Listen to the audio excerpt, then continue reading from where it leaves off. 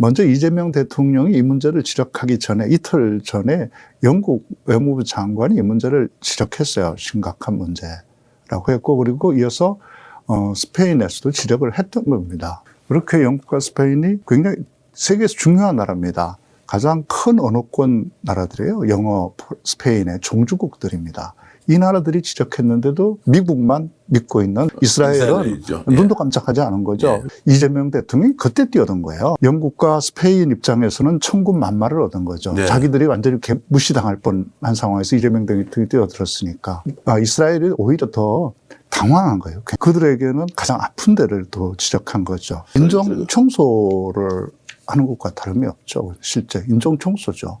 자기들보다 덜 당하고 있다는 식의 태도잖아요. 자기들은 그보다 더 당했다. 지금 이걸 보면 홀로코스트에서 당했던 그들의 선조들이 정말 어떻게 생각하겠습니까? 이걸 사실은 가장 가슴 아프게 생각할 사람들은 그렇게 반인류적인 범죄에 의해서 희생당한 그들의 선조겠죠.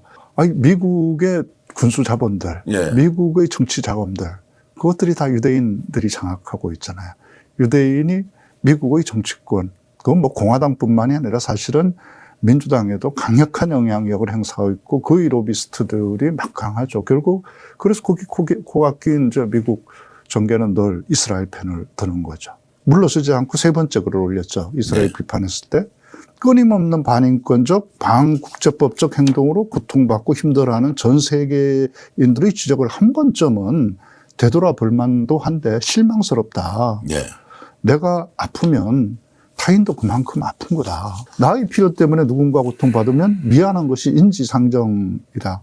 이재명 대통령의 이 발표가 사실은 불을 당긴 거죠. 당황해서 이재명 대통령을 공격한 게 오히려 이 문제를 전 세계에 확산시킨 거죠. 주목을 받게 이슈화하게 했고 그러면서 이제 10개 나라에서 공동 성명을 냈어요. 10개 나라 정부가 나서서 이 성명을 내서 이스라엘을 비판했죠.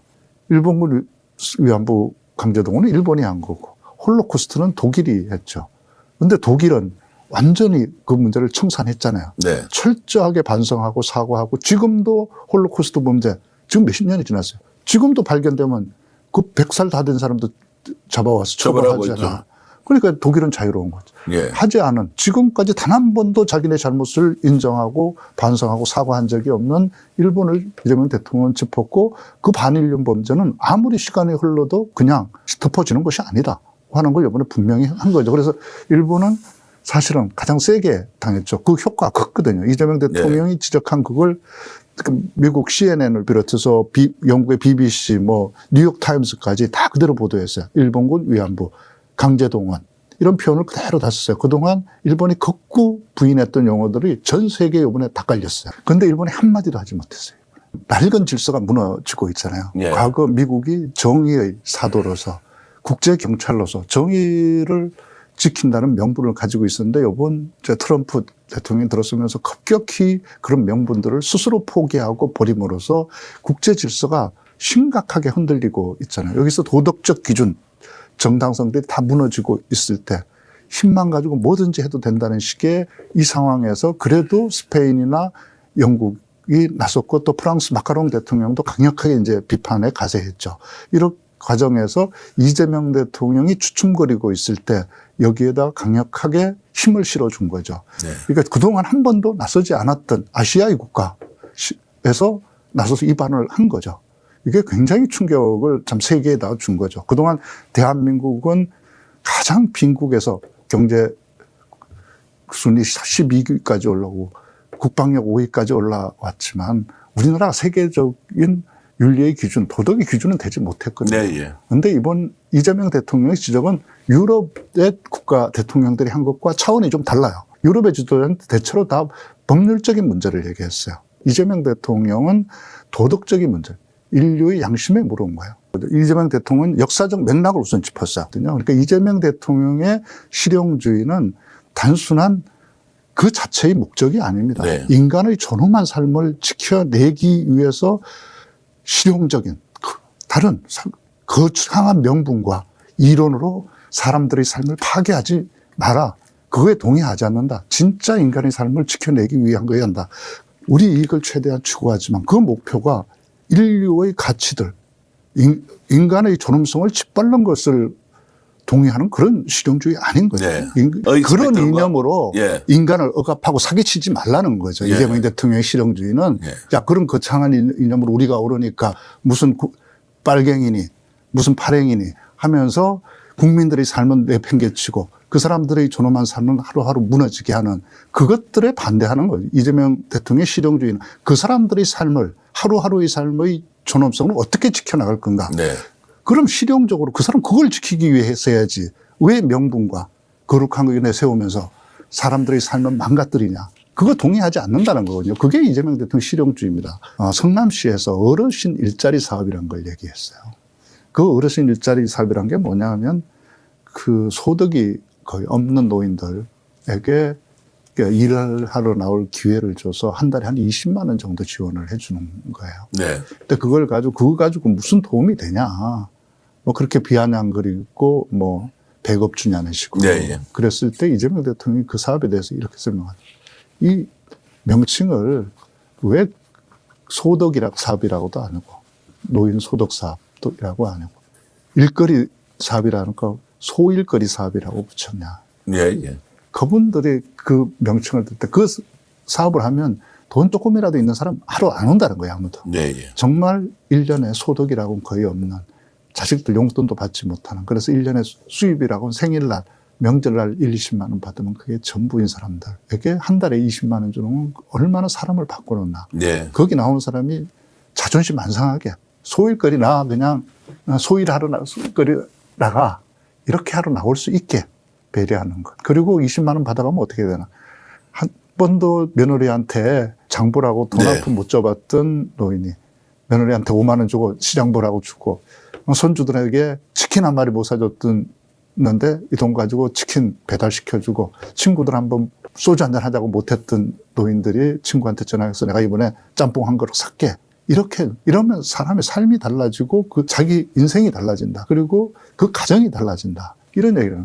그러니까 이재명 대통령의 이 소일거리 사업, 이 기본소득 사업은 사실은 수치가 아닌 거예요. 그것이 가닿는, 그 적용을 받는 사람의 삶을 어떻게 바꿔놓냐. 그게 초점이 있는 거예요. 각하, 우리는 기적을 바라지 않습니다. 특별한 대우를 바라지도 않습니다. 우리는 단지 우리를 알아봐주고 우리 목소리를 들어주기를 바랐을 뿐입니다. 그래서 우리에게 당신의 글은 응답받은 기도와 같았습니다. 우리도 다른 사람들과 같이 동등한 가치를 지닌 인간으로 대우받고 우리의 목소리도 들리기를 간절히 바라는 그런 기도 말입니다. 이게 15만 4천 명의 팔로워를 가진 계정주가 이재명 대통령에게 보낸 감사의 답장이에요. 응답받은 기도라고 하는 것은 절대자한테 내가 정말로 극도의 고통 상태에서 누군가의 정말 치료락이라도 잡아야 하는 그 구원의 그 빛을 바라고 있는 사람한테 이재명 대통령이 정말 저걸 이게 구원받은 기도 같은 느낌으로 팔레스타인인들에게는 이재명 대통령이 왜 이 논쟁에 대해서 물러서지 않고 똑같은 이야기를 반복적으로 했느냐라는 것도 충분히 이해를 할 수가 있다. 김구 선생이 했던 정말 문화가 강한 나라. 네. 정말 문화가 강한 나라가 됐잖아요. 전 세계에 지금 270개의 한글을 배우는 학당이 나가 있습니다. 세종학당. 거기 1년에 공부하는 한글 배우겠다 공부하는 사람들이 30만 명이 있어요. 그리고 거기 들어오지 못해서 줄 서서 대기하고 있습니다. 그 많은 사람들이 한국을 지켜보고 있습니다. 그 사람들에게 한국이 어떤 나라인지 이재명 대통령이 보여준 거예요.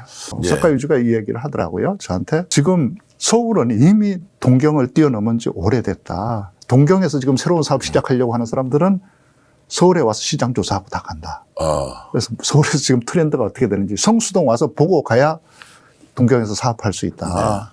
근데 이 사실을 한국 사람만 모른다. 사람들이 저는 이재명 대통령이 잘할 줄 알았지만 저렇게까지 잘할 줄은 몰랐다. 이런 사람들 많거든요. 그런데 저는 저렇게 잘할 줄 알았어요.